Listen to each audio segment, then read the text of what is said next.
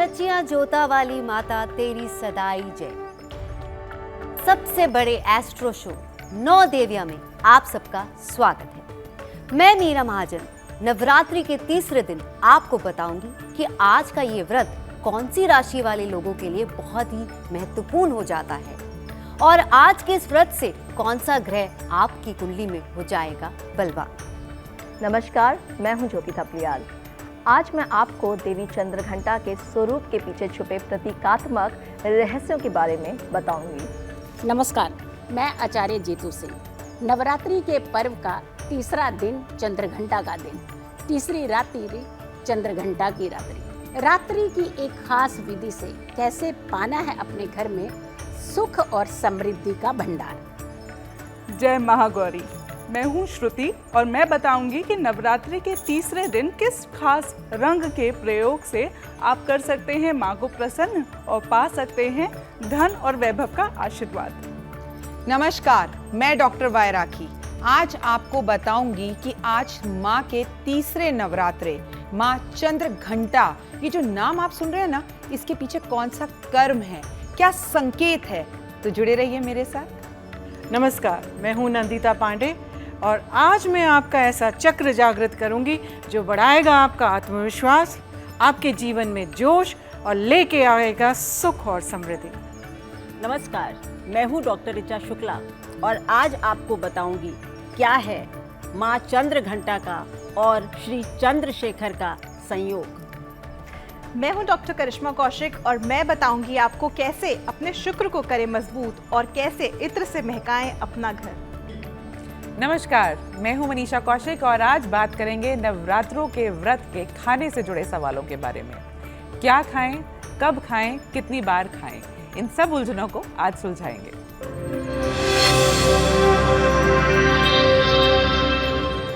नवरात्रि का तीसरा दिन देवी चंद्रघंटा की आराधना का दिन है।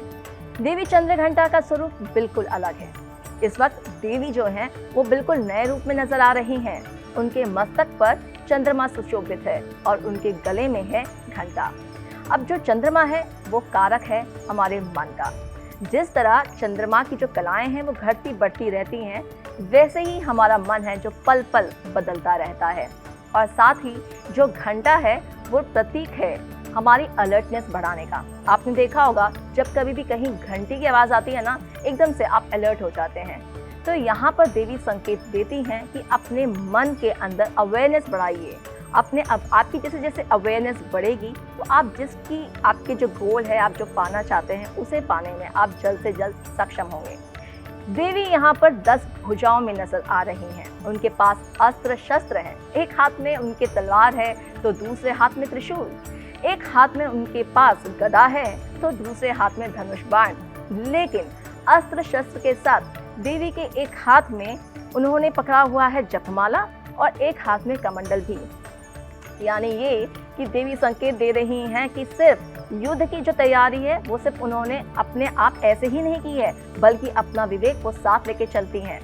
तो इस नवरात्रे में चंद्रघंटा देवी की आप जब आराधना करेंगे तो आपके अंदर जो वीरता है, शौर्य है, वो बढ़ेगा और साथ ही आपके मन जो एकाग्र होगा और वो चलेगा वहाँ पर जहाँ आपका लक्ष्य है। तो देवी की उपासना कीजिए और अपने लक्ष्य की प्राप्ति कीजिए।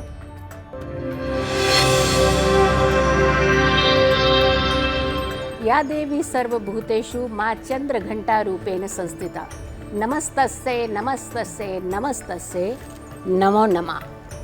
आज माँ चंद्रघंटा की पूजा की जाएगी। घंटी बजाएंगे तो लोग क्या कहेंगे, शंख बजाएंगे तो लोग क्या कहेंगे, लोगों को भूल जाइए। माँ चंद्रघंटा को अगर आपने प्रसन्न करना है तो आपको घंटी और शंख की ध्वनि अपने घर में जरूर करनी है। शंख की ध्वनि से आती है सुख और समृद्धि और घंटे की आवाज से थर थर कांपते हैं शत्रु। दिन की पूजा आप ध्वनि से ही कीजिए, लेकिन रात्रि की पूजा के बिना अधूरी रह जाएगी पूजा। नवरात्रि यानी रात्रि का खास महत्व होता है नवरात्रि के दौरान किसी भी पूजा के विधि विधान में। रात्रि की पूजा में एक छोटा सा उपाय आप कर लीजिए। आपके जीवन में सुख और समृद्धि चल कर के आएगी। आसन ले लीजिए आप लाल रंग का, और आपने अपने हाथ में जो माला लेनी है वो लेनी है स्फटिक की। एक मंत्र ओम ऐं ह्रीं नमः, ओम ऐं ह्रीं नमः 4 माला जाप कर लीजिए। यकीन मानिए आपके जीवन में कष्ट कभी नहीं आएंगे, सुख और समृद्धि चल कर के आएगी।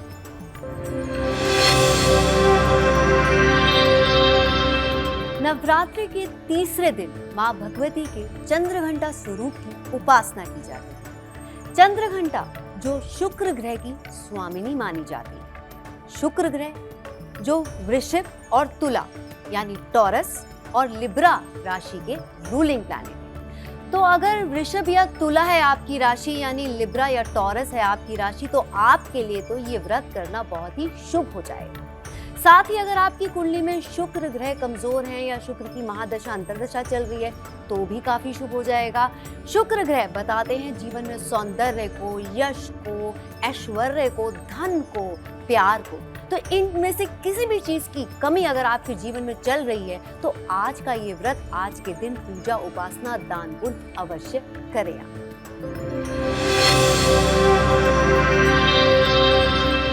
कुछ रंग ऐसे होते हैं जिनको देखने से आपके मन का जो अंतर्द्वंद है वो खत्म हो जाता है, या यूं कहें अगर खत्म नहीं भी हुआ तो बहुत कम हो जाता है। आज नवरात्रि के तीसरे दिन माँ चंद्रघंटा की जब पूजा होती है, वो रंग सिर्फ माँ का ही प्रिय नहीं है बल्कि वो ये काम भी करता है और आपकी ज़िंदगी में वैभव भी लेकर आता है। आज चंद्रमा स्वाति नक्षत्र में रहेंगे और आज का जो रंग होगा वो नीला है। तो हल्का नीले रंग की हम यहाँ पे बात कर रहे हैं और अपनी ज़िंदगी में उसको लाने के लिए ताकि वैभव आए और माँ भी प्रसन्न हो, आप ये करेंगे कि या आप तो हल्के नीले रंग के वस्त्र धारण करेंगे, या फिर आप ये कर सकते हैं कि इत्र लगा सकते हैं और वैसे ही माँ को परफ्यूम जो है वो आज आप उसका चढ़ावा चढ़ा सकते हैं। तो उस नीले रंग को आज के दिन अगर आप अपनी ज़िंदगी में उतारेंगे, अगर और कुछ भी ना हो घर में, तो नीले रंग के कागज़ पे एक कलम से देवी माँ का कोई भी मंत्र जो आपको आता हो, ओम दुम दुर्गाय नमः या फिर ओम देवी चंद्रघंटाय नमः, जिसमें भी आपकी आस्था हो, अगर आप वो 6 बारी भी लिखेंगे ना तो आपकी मनोकामना पूरी होगी। बड़ा प्यारा सजा है तेरा द्वार भवानी। ओए होए क्या बात है, कितनी खूबसूरत व्याख्या की मेरी सखी ज्योति जी ने। बिल्कुल सही में कितने अच्छे से उनके स्वरूप को बताया। जीतू जी ने कितना अच्छा घंटे के बारे में बताया। लेकिन आपको पता है घंटे का महत्व क्या है? माँ को घंटा बेहद पसंद है, लेकिन घंटा कभी अपने आप नहीं बजता, आपको उसे बजाना पड़ता है। करमास कहते हैं, माता रानी ये कहती है मेरे दर पर आओ, जो जलाओ जगदम्बे कहकर पुकारो, पर मेहनत तो तुम्हें ही करनी पड़ेगी। तो अपने लक्ष्य की तरफ बढ़ते चले जाएं, क्योंकि आज का दिन शुक्र से भी जुड़ा हुआ है। मैं आपको बता दूं, जिस ऑफिस में आप रहते हैं उस ऑफिस में रहकर कभी उस ऑफिस की बुराई ना करें।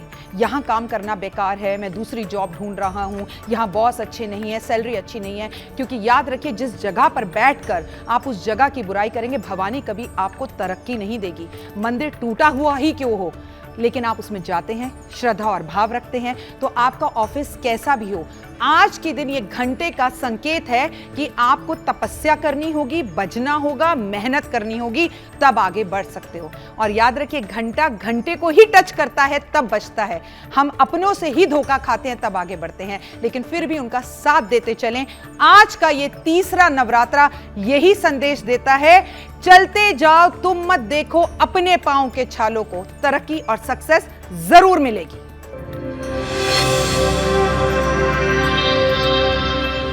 नवरात्रि के तीसरे दिन चेतना जागृत होती है मणिपुर चक्र में। मणिपुर चक्र यानी कि नाभि से लगभग 3 इंच ऊपर आपका मणिपुर चक्र स्थित होता है।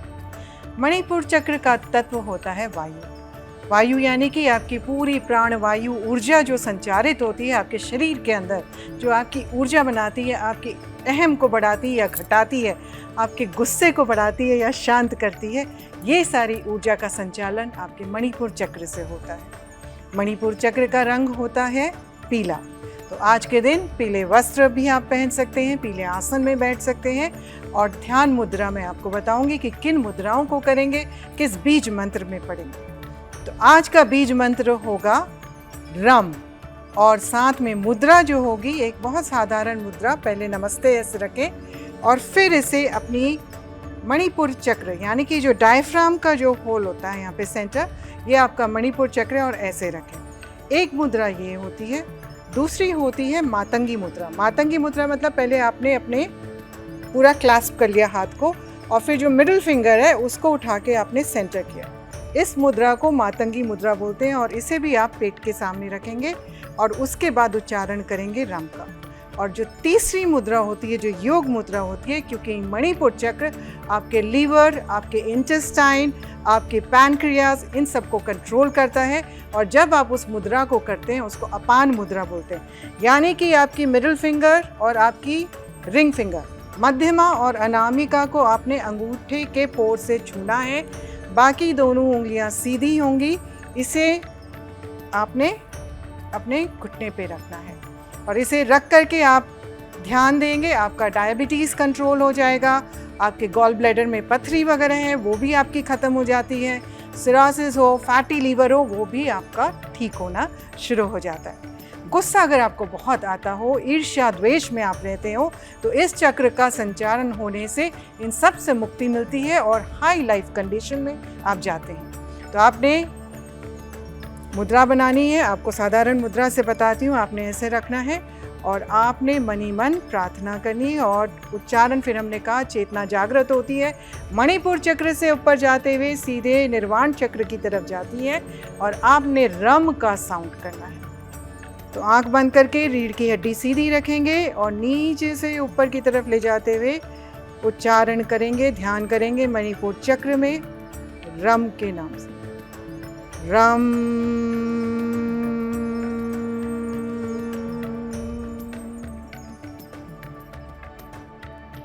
जब आप इस उच्चारण को करें तो आप अपने अंदर, जब आप म का साउंड करते हैं तो आपके अंदर के बॉडी ऑर्गन्स आपको हिलते हुए नजर आएंगे या महसूस होंगे।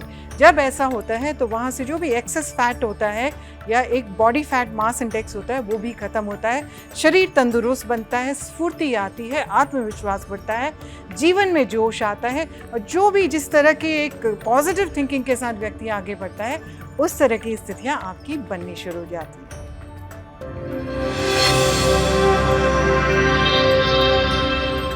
माँ के जीवन की यात्रा आगे बढ़ रही है। शिव को प्राप्त करने के लिए जो अथक साधना की थी उसका फल उनको मिल गया है। माँ को शिव की प्राप्ति हो चुकी है। देखिए क्या सुंदर संयोग है कि ज्योतिष में 7वें घर के जो मालिक होते हैं वो शुक्र होते हैं, जो हमारे विवाह का स्थान होता है। तो चंद्र घंटा माँ के लिए जो ग्रह जोड़े जाते हैं वो शुक्र है। माँ ने चंद्रमा को अपने मस्तक पर धारण किया है, इसका मतलब है प्रतीक रूप में बात हो रही है कि उनको अब श्री चंद्रशेखर जी का, हम भगवान शिव को चंद्रशेखर भी कहते हैं, उनको उनका साथ मिल गया है, उनके बीच में एक यूनिटी हो गई है, शक्ति और शिव मिल चुके हैं। इस सुंदर संयोग को जब आप देखते हैं तो इस रूप की एक अनोखी छटा होती है। उनके पास सब अस्त्र शस्त्र हो गए क्योंकि उनको एक बड़ी शक्ति का साथ मिल गया है। लेकिन एक और बात है कि उनका जो स्वरूप है वो बड़ा शांत है, ध्यान में भी है, शांत है वो।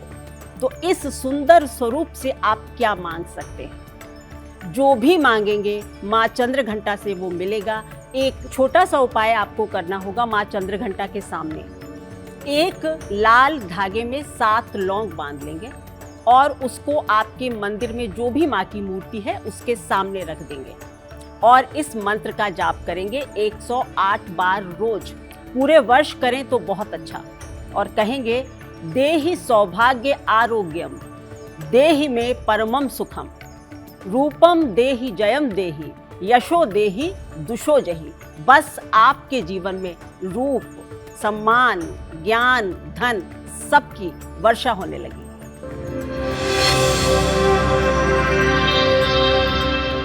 आज का दिन बहुत ही खास है। आज है तीसरा नवरात्रा और अगर अपने शुक्र को आप बलवान करना चाहते हैं तो आज के दिन आप करेंगे खास उपाय। करना क्या है, क्योंकि शुक्र होता है विवाह का कारक, प्रेम का कारक, खूबसूरती का कारक, धन का कारक। अगर आपका विवाह नहीं हो रहा है तो आज के दिन माता के मंदिर में 1 घंटा चुनरी और साथ ही साथ इत्र अर्पित करें। उस इत्र को अपने पास वापस ले आएं और नियमित रूप से उस इत्र को लगाना शुरू करें। बहुत ही शीघ्र आपका विवाह हो जाएगा।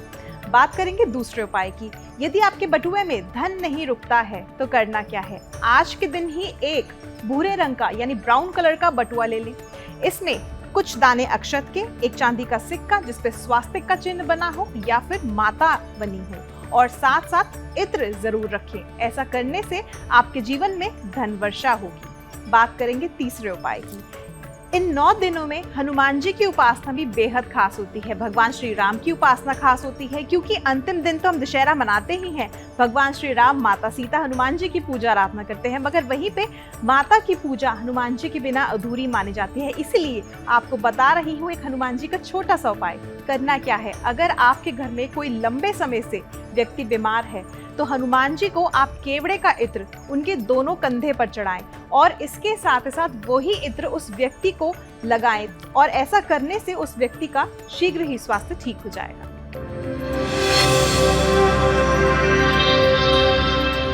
नवरात्रों के व्रत भले 1 रखा जाए, 2 रखे जाएं या सारे व्रत रखे जाएं, क्या खाना है, इस उलझन में हम उलझे जरूर रहते हैं। चलिए इसे ही आज सुलझाते हैं। सबसे पहले क्या खाया जाए, तो सब लोग अलग अलग नियमों का पालन करते हैं। कुछ लोग सिर्फ जल पर ही व्रत रखते हैं, कुछ लोग फलाहार करते हैं यानी कि सिर्फ फल का ही सेवन करते हैं। वहीं कुछ लोग जमीन से उपजी हुई सब्जियों का सेवन करते हैं जैसे कि आलू, शकरकंदी, गाजर। तो जैसे आपके घर में खाया जाता है आप वही प्रथा का फॉलो कीजिए, कोई नई चीज इंट्रोड्यूस मत कीजिए। हाँ, लेकिन कुछ चीजों का वहम जरूर करती है दुनिया, जैसे कि हल्दी का सेवन नहीं करती। क्यों नहीं करती? क्योंकि हल्दी की तासीर गर्म होती है और ये जो नवरात्रे हैं दोनों टाइम, भले वो चैत्र के नवरात्रे हों या शारदीय नवरात्रे हों, ये दोनों जब सीजन चेंज हो रहा होता है ना तब आते हैं। तो अपने मेटाबॉलिज्म को ठीक रखने के लिए, अपने डाइजेस्टिव सिस्टम को ठीक रखने के लिए लोग हल्दी को भी कई बार इस्तेमाल नहीं करते। उसके साथ साथ कुछ लोग जो हैं वो नींबू और टमाटर का भी यूज करने से घबराते हैं, लेकिन मेरी मानिए कि नींबू हो तो वो भी हमारे डाइजेस्टिव सिस्टम के लिए अच्छा है और जो टमाटर है वो भी फल की श्रेणी में ही आता है, तो आप उसका इस्तेमाल भी कर सकते हैं। अब दूसरी बात, कब खाएं और कितनी बार खाएं, तो बार बार खाना कहीं उसका वर्णन नहीं है। अगर हमारा ध्यान जो है वो बार बार खाने में ही रहेगा तो व्रत में ध्यान कब जाएगा।